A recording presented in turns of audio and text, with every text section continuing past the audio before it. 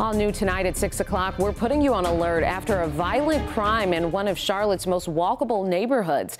Tonight, a young man telling us how he was robbed at gunpoint while walking home in South End.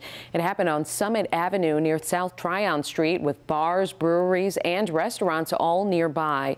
NBC Charlotte's Alex Shabbat is digging into details about crime in the area. He's in South End with the latest. Well, that 27-year-old man tells me he only had 3 or 4 blocks to walk home, so he didn't think anything of it.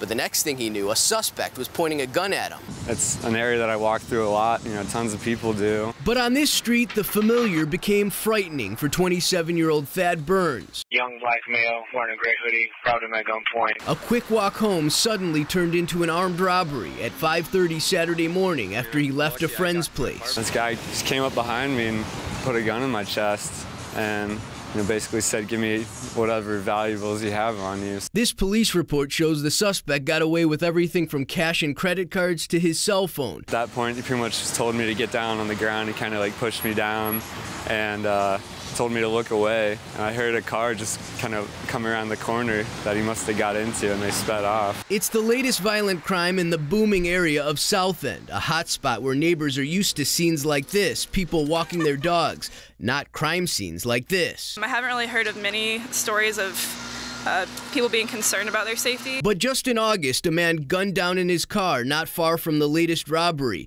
And before that, this suspect accused of shooting a man in the Midnight Diner parking lot. The areas where we normally work and eat and that sort of thing are becoming violent like this. It can be concerning. So far, no arrests in the latest case. Unfortunately, Burns says he didn't get a good look at the armed robber. I was looking at the gun, it was in my face the whole time. But he hopes his story doesn't make his friendly community fearful. I don't think this is the kind of thing where people should, fear about it happening again. So thankfully, the victim was not hurt in the incident. Police are still investigating. In South End, Alex Shabbat, NBC Charlotte.